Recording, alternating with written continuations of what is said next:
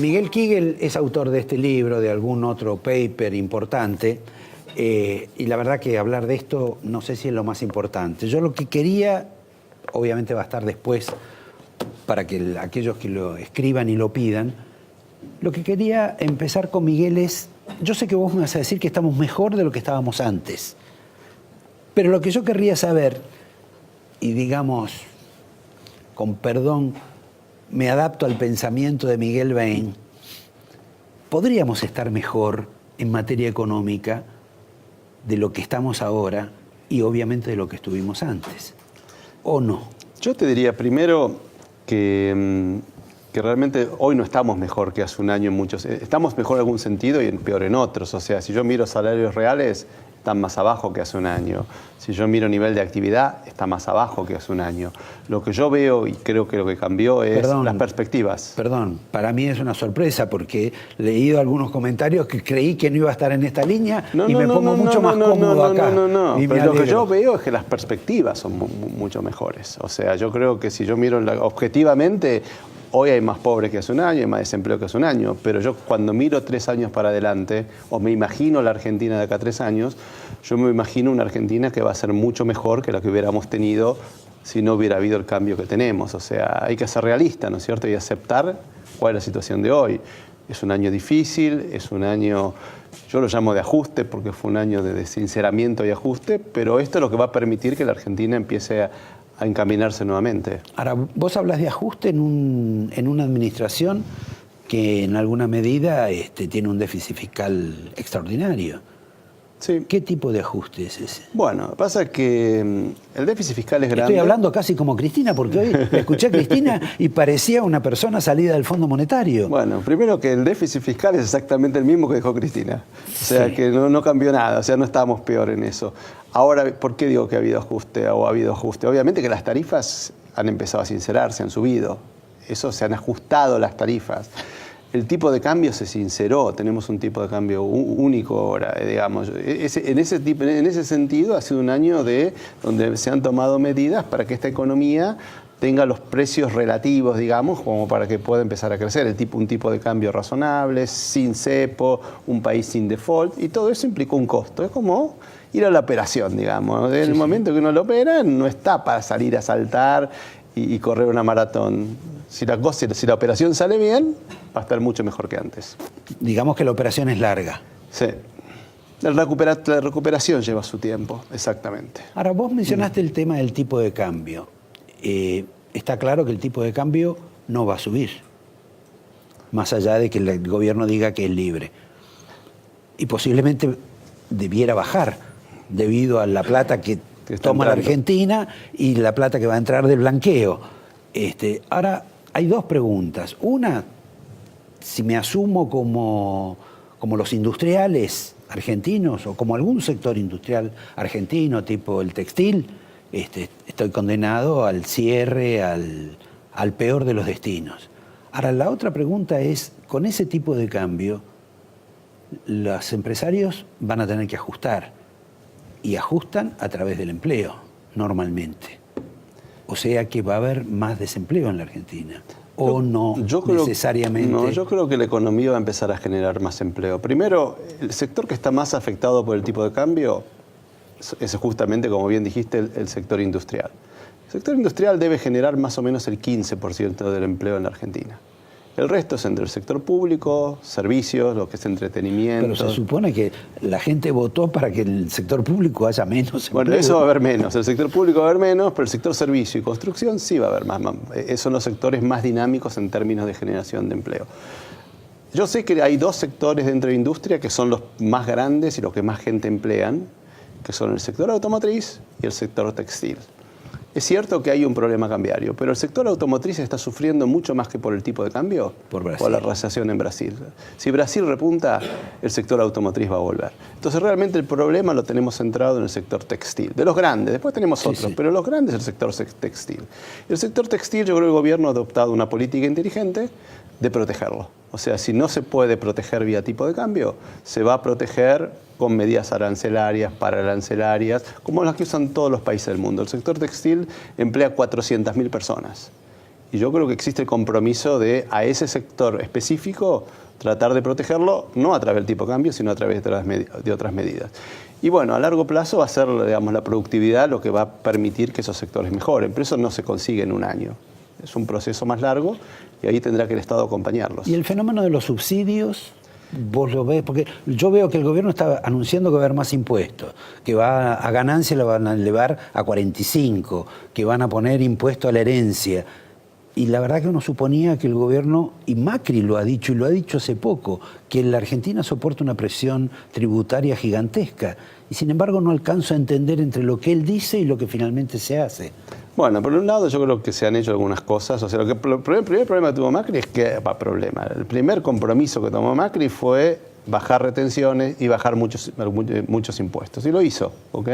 Aumentó gasto social, hizo la reparación histórica de los jubilados. Todo eso es más gasto, no hay ninguna duda, sí, claro. ¿No es cierto?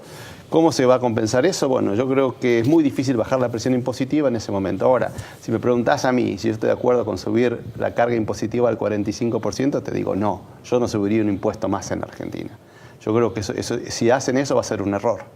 Yo creo que acá la forma de controlar a mediano plazo el déficit fiscal es básicamente controlando el crecimiento del gasto público. Y eso es lo que quisiera ver y todavía no lo veo.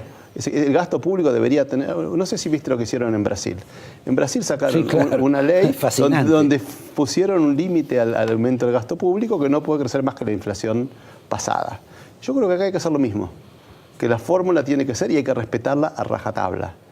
Y bueno, y con eso el déficit fiscal va a caer. Si a eso le bajan un poquito más de subsidios, donde todavía yo creo que va a haber una segunda ola de baja de subsidios, la electricidad, gas, agua, etcétera.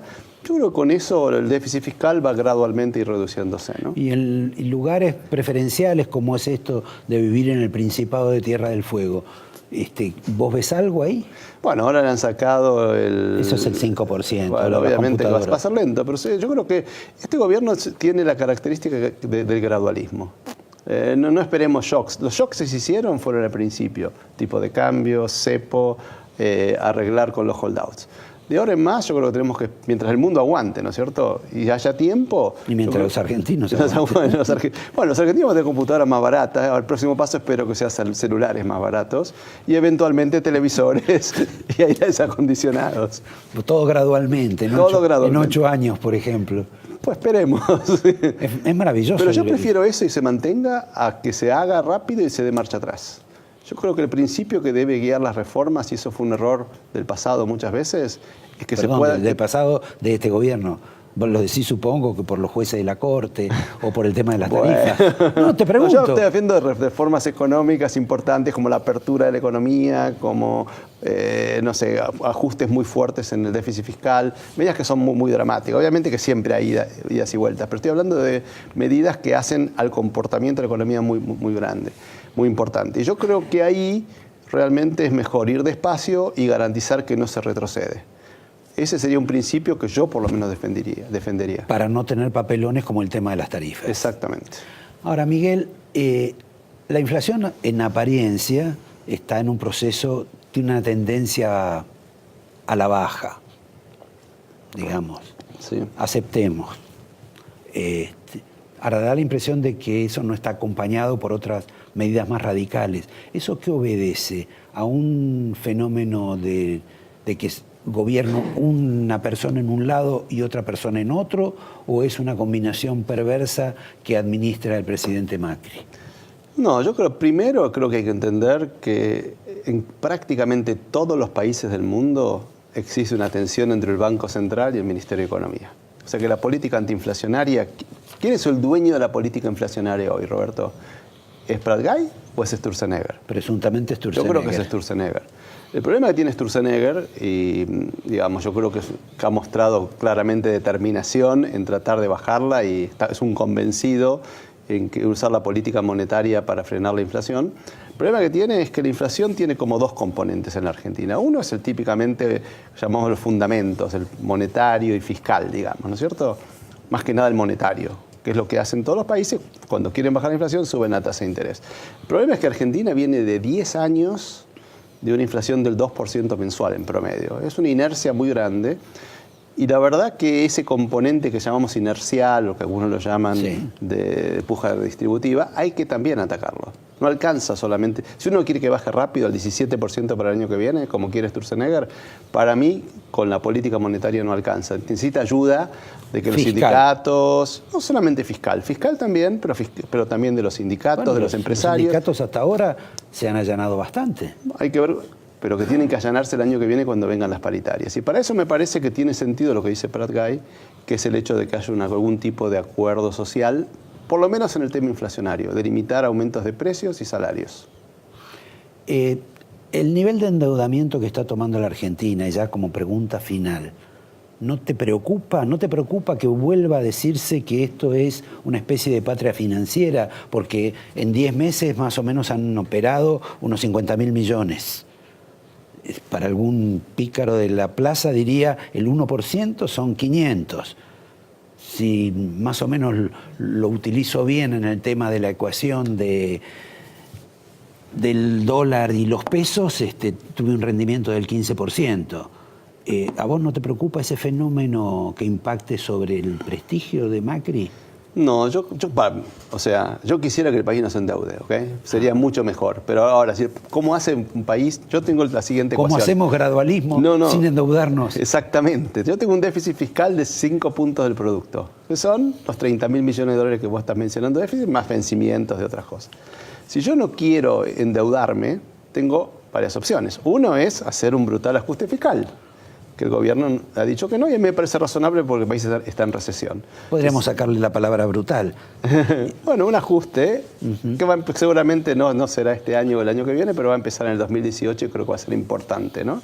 Pero si no se hace el ajuste fiscal, ¿qué se hace? O se va al Banco Central y volvemos a la maquinita de inflación, o tengo que pedir prestado. Entonces tengo que elegir entre esas opciones. Y la verdad que a mí, dado que Argentina tiene poca deuda y que está consiguiendo, la semana pasada consiguió financiamiento al 15% a 10 años, en pesos. En pesos. Entonces yo diría... Y lo hicieron extranjeros. Y sí, casi todos. Lo cual revela la candidez de muchísima gente. Pero bueno, te agradezco. Una pregunta final. Vos que estuviste trabajando con Macri antes de que Macri fuera gobierno, ¿por qué no estás en este gobierno? La verdad, porque fui abuelo y tenía más ganas de estar con mi nieto. Me parece muy bien. Razones personales, diría yo. Muy bien. Te agradezco, te doy el angelito. Bueno, gracias. Está el libro para ustedes. Y les propongo